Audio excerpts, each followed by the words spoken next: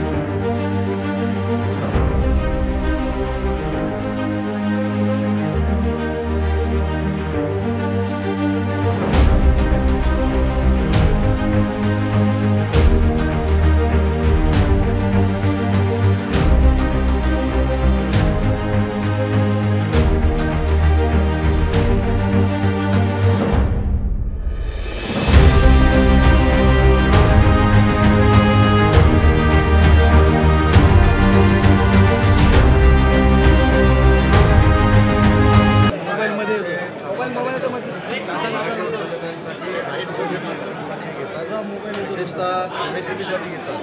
त्यामुळे त्यांचं नेतृत्वावर शासन त्यांच्यासोबत आहे हे सांगण्यासाठी गेली 3 वर्ष मी या कार्यक्रमाला उपस्थित आहे आणि मनपूर्वक त्याला शासनामार्फत शुभेच्छा देतो. सर, ही जत्रा जशी आता इथं बसली झाली तर पूर्ण महाराष्ट्र भरून हवी का? आणि या सगळ्यांची इच्छा आहे प्रत्येक जिल्ह्यामध्ये झाली पाहिजे, परंतु त्याचा आम्ही कालांतर ठरवतो.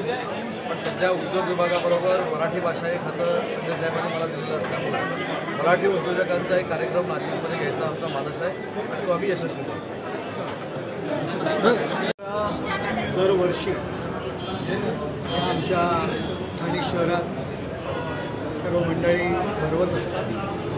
एक उद्योग क्षेत्रामधील बहुसंख्य मराठी उद्योजकांना चालना देण्याकरता त्यांचे विचार आदानप्रदान करण्याकरता या बिझनेस जत्राचा जो मुख्य हेतू असतो तो खूप चांगल्या पद्धतीने सफल होतो. हजारो लोक या बिझनेस जत्राला भेट देत असतात आणि उद्योग क्षेत्रामध्ये जी काही वाटचाल आहे ती चांगल्या पद्धतीने होण्याकरता याचा खूप उपयोग होतो. या सगळ्या उद्योजकांना माझ्याकडून हार्दिक शुभेच्छा. काय आवाहन करा नागरिकांना? जास्तीत जास्त नागरिकांनी या ठिकाणी येऊन पाहावं कशा पद्धतीने उद्योग क्षेत्रामध्ये मराठी तरुण पुढे चालला आहे आणि आपण त्याच्या पाठीमागे ठामपणे उभं राहू आणि त्याला शुभेच्छा द्याव्या. सो दरवर्षीप्रमाणे आज आम्ही एक 4थं पर्व आहे बिझनेस जत्राचं आणि मी खरंच आभार मानू इच्छितो उदय सामंत साहेबांचे, एकनाथ शिंदे सर ऑफकोर्स आणि नरेश मस्के सर. आज कार्यक्रमाची उद्घाटन त्यांच्या हस्ते झालं आहे आणि आमची सगळी उद्योजक मंडळी आहेत ती खूप उत्साही आहेत, कारण खऱ्या अर्थाने हा एक उद्योजकतेचा उत्सव आहे, हा लघु उद्योजकांचा एक सण आहे आणि हा सण आम्ही 2 दिवस इकडे साजरा करतो आहे.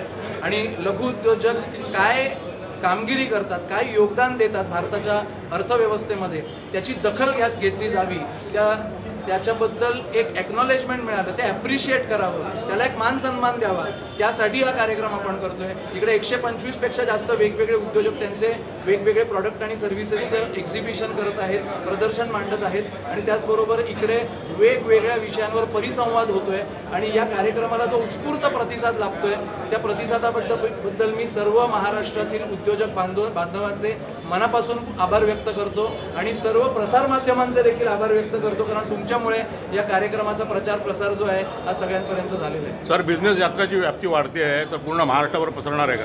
हा कार्यक्रम राज्यस्तरीय कार्यक्रम आहे असं मी म्हणू शकतो, कारण या कार्यक्रमाला फक्त ठाणा, मुंबई, नवी मुंबई, पालघरमधून लोक येत नाही आहेत, तर नाशिक, पुणे, कोल्हापूर, सांगली, सातारा त्याचबरोबर कोकणातून सुद्धा लोक येत आहेत. सो त्याच्यामुळे आम्हाला आज बऱ्याच उद्योजकांनी भेट देऊन स्पेशली असं सांगितलं की तुम्ही आमच्या जिल्ह्यामध्ये देखील हा कार्यक्रम करा.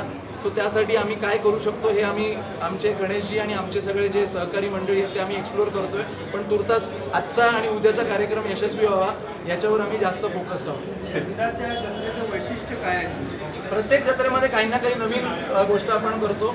या जत्रेचं सगळ्यात महत्त्वाचं जे उद्देश आहे, जसं मी सांगितलं की लघु तो लोकांपर्यंत पोहोचवावा, तर तुमच्या उजवीकडे बघितलं तर एक स्पेशल आम्ही लघु उद्योगांसाठी एक वॉल बनवलेली आहे, एक मोठीच्या मोठी एक भिंत बनवली आहे आणि या भिंतीवर ॲक्च्युली लघु उद्योजकांद्वारे काय योगदान होतं आपल्या देशाला त्याच्याबद्दल वेगवेगळ्या प्रकारच्या स्टॅटिस्टिक्स, इन्फोग्राफिक्सच्या माध्यमातून मांडलेलं आहे. हे एक प्रकारे मी म्हणेन या वेळेचं जत्रेचं एक वैशिष्ट्य आहे आणि त्याचबरोबर या वेळेला शिवाजी महाराजांचं मंदिर देखील आहे, ते खूप थाटामध्ये एकदम वेगळ्या प्रकारे आपण मांडलेलं आहे आणि यावेळेला 40पेक्षा जास्त वेगळ्या संघटना ज्या आहेत त्यांनी देखील या कार्यक्रमाला सहकार्य केलं आहे. विशेष म्हणजे सॅटर्डे क्लब आणि मराठा उद्योजक लॉबी या 2 संघटनांनी खूप सक्रियपणे या कार्यक्रमाला समर्थन दिलेलं आहे. सर, नवनिर्वाचित उद्योजकांना काय आवाहन करा?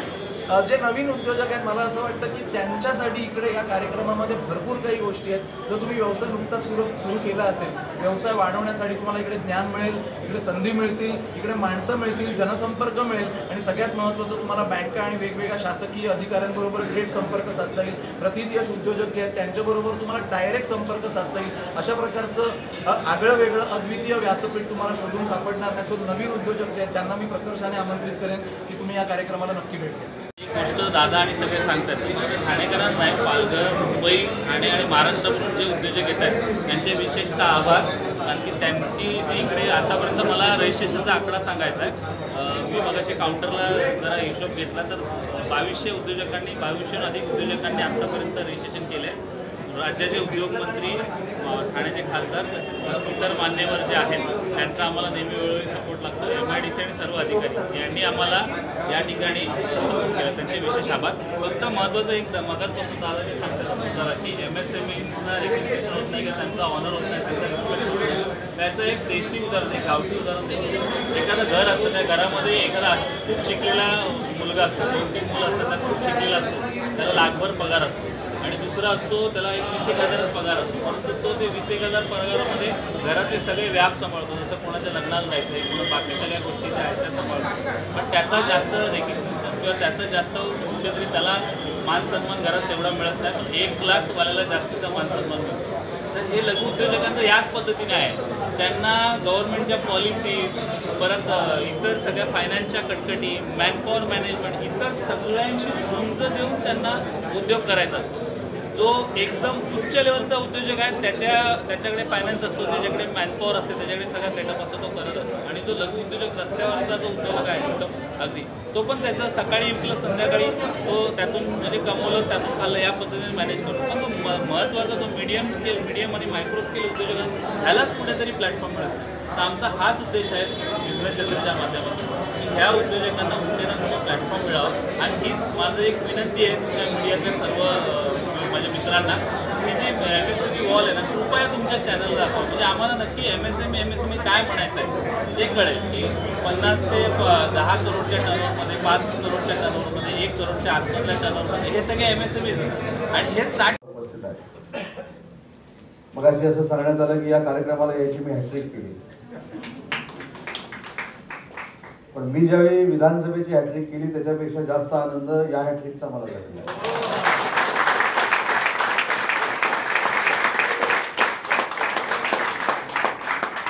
कारण सातत्यानं आपण बोलवता आणि सातत्यानं बोलवून अतिशय आमच्या ज्ञानामध्ये देखील भर पाडण्यासारखे कार्यक्रम आपण करता, म्हणून मला आपल्या सगळ्यांचं कौतुक आहे. आणि अजून एक कौतुक आहे की या कार्यक्रमाची सुरुवात 4 वर्षापूर्वी आमचे मुख्य नेते, आम्हा सर्वांचे मार्गदर्शक, या राज्याचे माजी मुख्यमंत्री आणि विद्यमान उपमुख्यमंत्री एकनाथ शिंदे साहेबांनी केली 4 वर्षापूर्वी. आणि त्यांचाच प्रतिनिधी म्हणून सलग 3 वर्ष या कार्यक्रमाला उपस्थित राहण्याची संधी मला मिळते.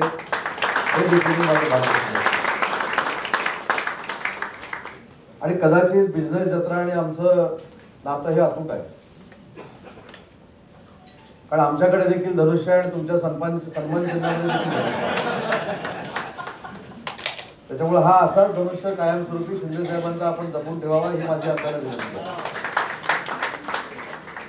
आणि आजचा योगायोग बघा कार्यक्रमाचा किती चांगला आहे. आजच केंद्र शासनाने एक आकडेवारी जाहीर केली देशाची. आणि आपल्याला माहिती आहे की मागच्या 2.5 वर्षामध्ये हा उद्योग केला, तो उद्योग केला असे सांगण्याचे उद्योग अनेक लोकांनी केले. परंतु पुन्हा एकदा सरकार स्थापन झाल्यानंतर RBIनं, म्हणजे मी केला नाही सर्वे उद्योगमंत्री म्हणून, एकनाथ शिंदे साहेबांनी हा सर्वे केला नाही किंवा देवेंद्रजींनी केला नाही, RBIनं जो सर्वे केला त्याच्यामध्ये पुन्हा एकदा यावर्षी 1,13,236 कोटी रुपये खर्च परकीय गुंतवणूक आपल्या महाराष्ट्रामध्ये झाली. आणि पुन्हा एकदा महाराष्ट्र नंबर 1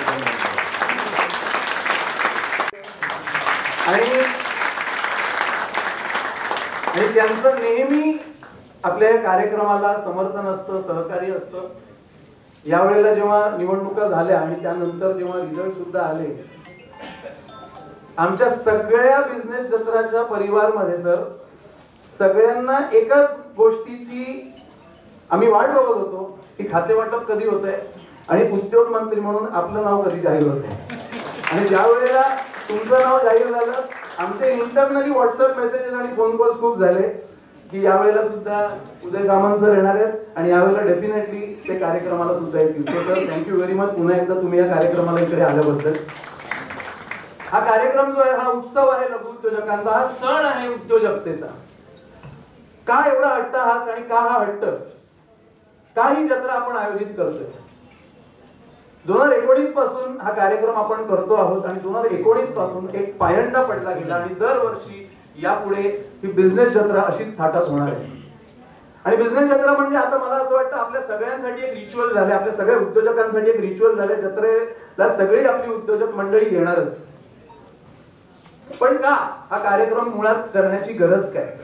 वेगवेगळे सेक्टोरियल एक्सपो होतात, वेगवेगळ्या व्यवसायांचे एक्सपो होतात आणि ज्या इंडस्ट्रीज असतात त्या लार्ज इंडस्ट्रीज असतात आणि त्या इंडस्ट्रीजचे एक्सपो होतात. परंतु MSME ज्याला आपण लघु उद्योग म्हणतो त्यांना रिप्रेझेंट करणारा, त्यांना सन्मान देणारा, त्यांचं यश आणि त्यांचं योगदान साजरं करणारा असा कार्यक्रम होत नव्हता. आणि म्हणून आम्हाला असं वाटलं की लघु उद्योजकांचा सन्मान होणं गरजेचं आहे, लघु उद्योजकांचं योगदान रेकॉग्नाइज होणं गरजेचं आहे.